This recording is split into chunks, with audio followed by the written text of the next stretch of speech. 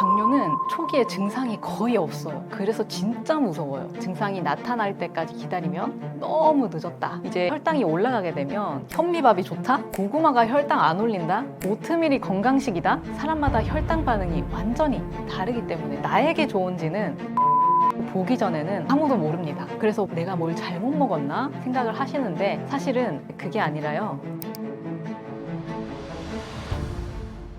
한국인 당뇨병 환자가 급격하게 늘어났는데요. 급증 원인은 무엇인가요? 솔직하게 말씀드리면 지금 한국은 당뇨가 특별한 사람만 걸리는 병이 아니에요. 거의 국민병이라고 보셔야 됩니다. 당뇨 바로 전 단계까지 포함하면 2천만 명이고요. 30세 이상 10명 중에 4명은 이미 위험한 상태라고 해요. 그리고 더 심각한 건 65세 이상에서는 3명 중에 1명이 이미 당뇨 환자라는 거예요. 이건 사실 나라 전체가 문제가 있다는 거죠. 도대체 왜 이렇게 우리나라에 당뇨가 많이 늘었을까? 그 이유를 좀 찾아봤는데요. 크게 3가지가 있더라고요. 그런데 이게 봤더니 제가 일상생활을 살아가는 데에서 특별하게 다르지가 않더라고요. 그래서 제 하루를 예로 들어서 설명드릴게요. 그러면 훨씬 이해가 쉬우실 거예요. 첫 번째는 생활 방식이 완전히 바뀌었다는 거예요. 제가 어렸을 때 부모님이랑 같이 지냈을 때는요, 엄마가 해주는 밥을 먹으니까 막 억지로라도 한식을 먹고 밥도 먹고 나물도 많이 먹었어요. 근데 혼자 살게 됐거든요. 그러니까 밥을 하루에 한 끼 먹을까 말까. 아침에는 식빵에 땅콩부터 그냥 발라서 대충 먹고, 점심에는 라면이나 파스타,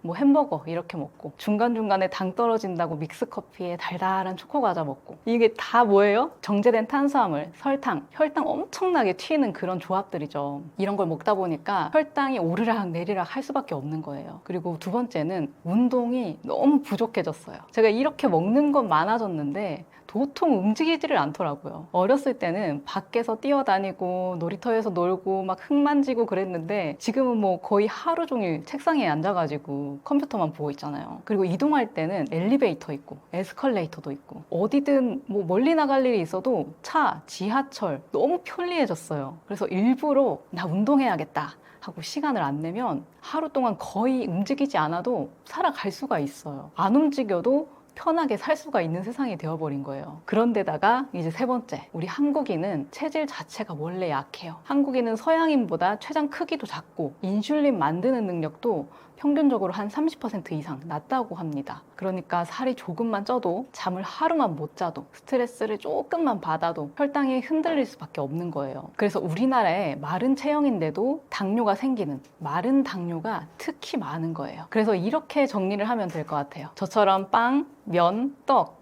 달달한 간식 좋아하고 또 저녁에 야식까지 시켜 먹고 하루 종일 앉아서 일하고 스트레스 받고 수면 부족하고 이렇게 생활하시는 분들은요, 몇 년 정도 이 생활이 쌓이면 췌장이 조금씩 지쳐가기 시작한다는 거예요.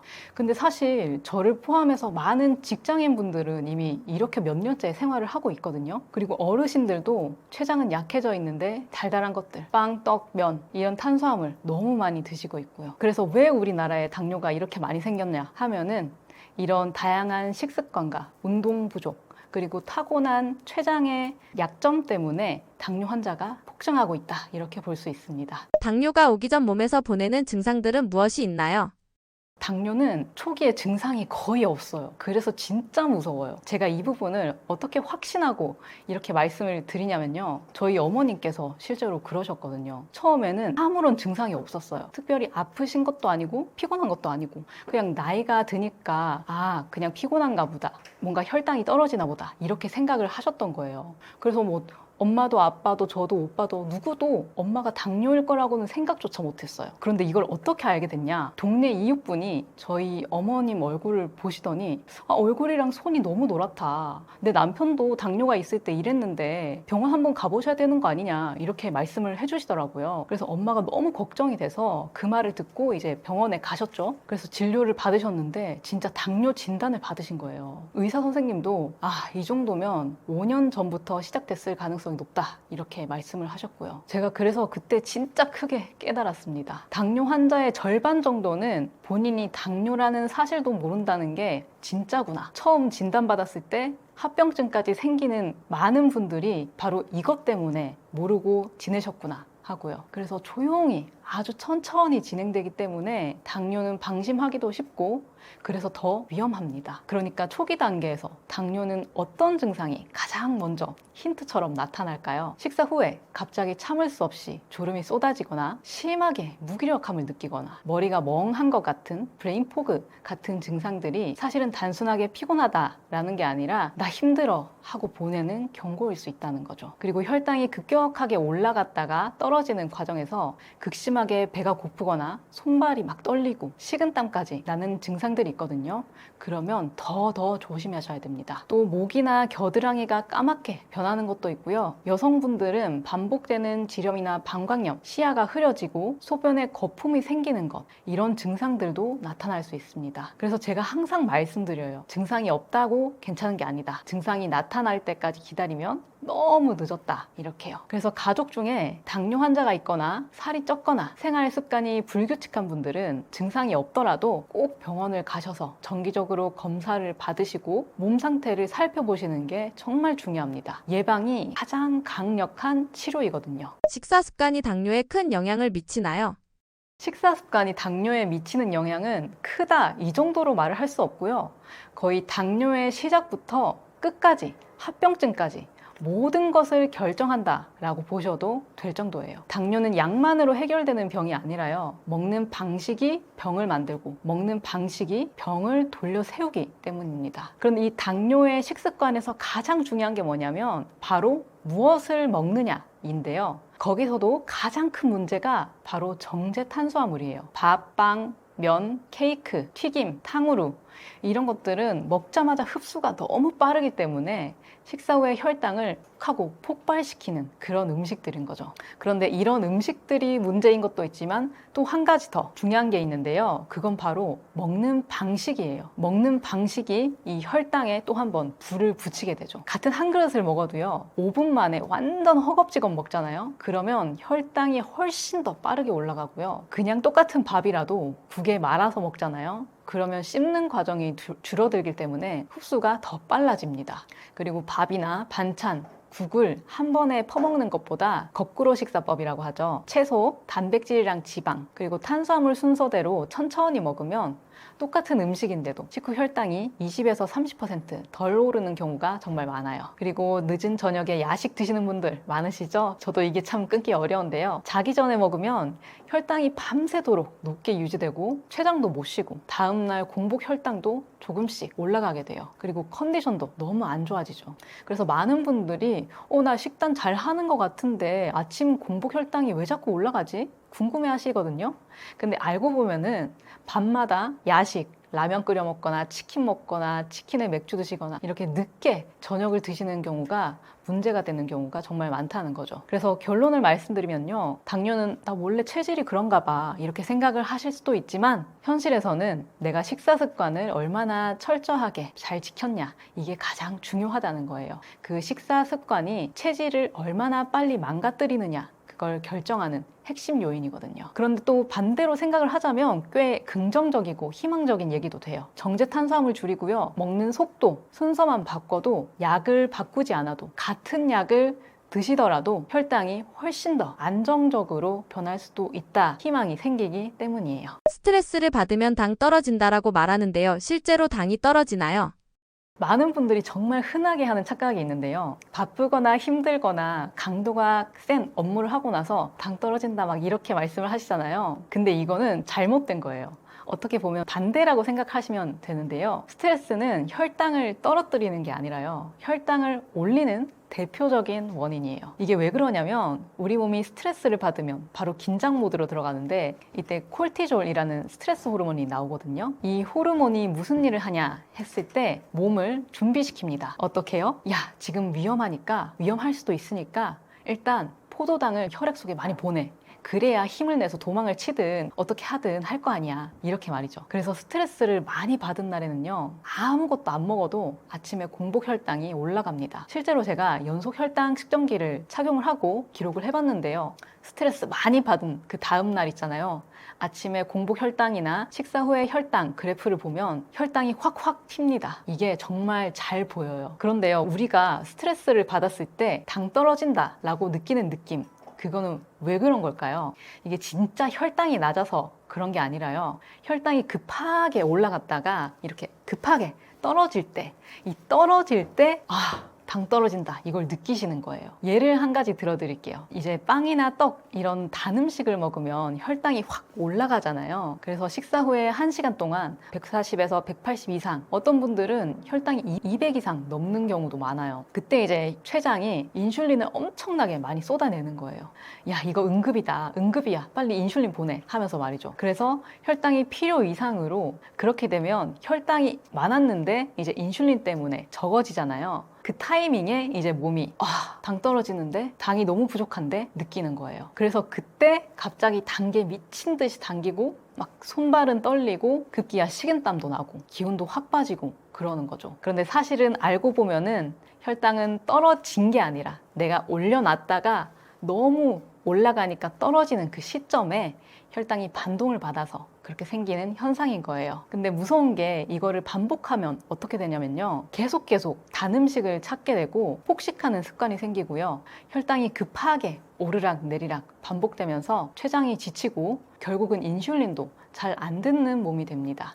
이렇게 되면 뭐가 문제냐면, 당뇨 전 단계로 가는 속도가 굉장히 빨라지고요, 식사하고 나서 졸리기도 하고, 졸린 것뿐만 아니라 단계 자꾸 당기니까 폭식도 자꾸 하게 되고, 단 음식에 중독되고, 또 체중도 증가하고 체지방도 증가하고, 정말 많은 문제들이 복합적으로 생겨나기 시작한다는 거예요. 그래서 결론은 정말 명확합니다. 당 떨어진다, 이 느낌 받으신다면요, 지금 생활 습관이 잘못됐다, 생활 습관을 바꿔야 한다 라는 정말 중요한 경고입니다. 같은 음식을 먹더라도 사람에 따라 혈당 반응이 다른데 왜 그런가요? 많은 분들이 현미밥 좋다니까 현미밥 많이들 드세요. 그런데 드시고 나서 현미밥은 좋다는데 왜 나는 먹으면 200이 넘지? 이렇게 하시는 분들이 많거든요. 이제 이렇게 혈당이 올라가게 되면 내가 뭘 잘못 먹었나? 내가 뭘 잘못한 거 아닌가 생각을 하시는데, 사실은 그게 아니라요, 사람마다 혈당 반응이 완전히 다르기 때문에 그래요. 이거는 의지 문제, 내 잘못의 문제가 아닌 거죠. 제가 왜 이렇게 확신을 하고 말씀을 드릴 수 있냐면요, 전 세계적으로 유명한 이스라엘 와이즈만의 연구소 실험 결과 때문인데요, 같은 양의 탄수화물을 쿠키와 바나나를 먹고 실험을 했는데, 어떤 사람은 바나나의 혈당이 확 치솟고 또 쿠키는 혈당이 괜찮게 나왔어요. 근데 어떤 사람은 쿠키를 먹고 혈당이 180까지 오르는데 바나나는 아무런 반응이 없는 거예요. 너무 신기하잖아요.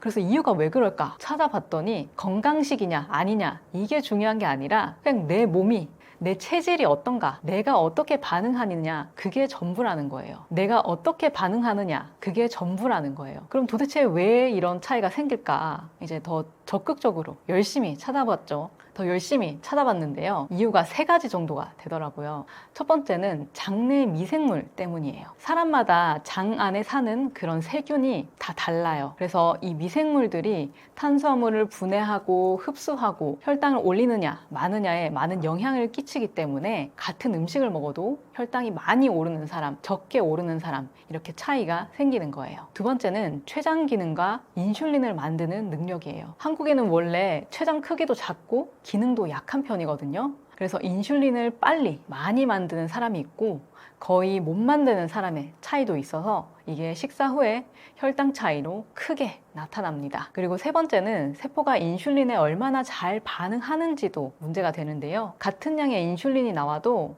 어떤 사람은 금방 혈당이 세포로 들어가고 어떤 사람은 세포가 둔해서 혈당이 잘 안 들어가요. 이게 바로 인슐린이 잘 안 듣는 상태, 인슐린 저항성이라고 볼 수 있는 거죠. 그리고 나이가 들수록 사실 몸의 대사 기능이 떨어지는 것도 무시를 못합니다. 30대 이후에는 10년마다 대사 기능이 2에서 3%씩 줄어드는데요, 젊었을 때는 괜찮았는데 30대만 넘어도 혈당이 확 오른다면 이 이유도 있는 거예요. 사실 여기까지는 선천적으로 타고난 부분이 조금 크게 작용하는 이유에 대해서 말씀을 드렸고요. 지금부터는 후천적인 부분에 대해서 말씀을 드릴게요. 이 부분도 혈당에 정말 큰 영향을 줍니다. 같은 음식이어도 어떻게 먹느냐에 따라서 반응이 완전히 다르기 때문이에요. 예를 들면요, 5분 만에 먹는 사람, 그리고 20분 동안 천천히 씹어서 먹는 사람, 어떤 사람이 혈당이 더 많이 오를까요? 5분 만에 먹는 사람은 20분 동안 천천히 먹는 사람보다 혈당 차이가 2배 이상 날 수도 있어요. 그리고 채소 먼저 먹는 사람, 밥부터 먼저 먹는 사람, 누가 혈당이 더 많이 오를까요? 똑같은 떡국을 먹더라도 한 사람은 140, 160 이렇게 될 수 있지만요, 한 사람은 200 이상 넘을 수도 있습니다. 또 짜장면을 먹기 전에 계란을 2개 먹은 사람, 공복에 바로 먹은 사람, 이것도 혈당 차이가 30%에서 40% 이상 크게 차이가 날 수 있고요. 밥을 씹어서 먹는 사람이 있고 또 국에 말아서 후루룩 넘기는 분이 있잖아요. 그러면 액체 상태로 빠르게 먹기 때문에 혈당이 훨씬 빨리 많이 오른다고 보시면 됩니다. 그래서 이게 바로 먹는 방식에 따라서 혈당 반응이 차이가 있다라고 볼 수 있는 요건들이에요. 그래서 제가 항상 강조하는 부분이 혈당 지수 하나만 절대로 믿으시면 안 됩니다. 혈당 지수는요, 그저 수치예요. 평균값을 낸 수치일 뿐이고 실제로 내 몸이 어떻게 반응하는지는 혈당을 측정해봐야 알 수 있는 거예요. 누구는 좋다더라, 누구는 안 좋다더라, 이 말이 그 사람의 체질에 따라서 다른 거기 때문에 실제로 내가 먹고 어떻게 변했는지 그게 정확한 정답일 수 있다는 거죠. 그래서 당뇨 환자분이시거나 당뇨 전 단계 아니면 당뇨 가족력이 있거나 비만 위험이 있는 분이라면 요즘에 이제 연속 혈당 측정기 많이들 사용하시잖아요. 이 도구들을 통해서 한 일주일에서 2주일 정도만 혈당을 측정을 해보시면 나에게 맞는 음식, 맞지 않는 음식 확실히 직접 확인하실 수 있을 겁니다. 현미밥이 좋다? 고구마가 혈당 안 올린다? 오트밀이 건강식이다? 그거는 누군가에게 좋은 거지 나에게 좋은지는 혈당 그래프 보기 전에는 아무도 모릅니다. 같은 음식도 사람마다 반응이 다른 이유는 장내 미생물도 다르고 췌장 상태도 다르고 세포가 인슐린에 반응하는 정도도 다르고 나이도 다르고 먹는 방식도 다 다르기 때문입니다.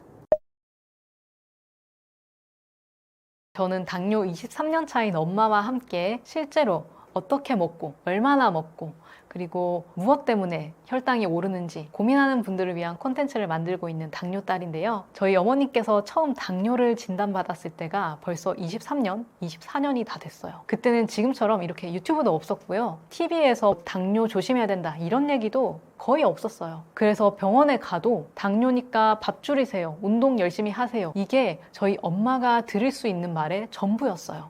그래서 엄마는 의사 선생님 말만 듣고 밥은 거의 안 드셔서 저혈당이 와서 거의 쓰러질 뻔한 적도 많았고요.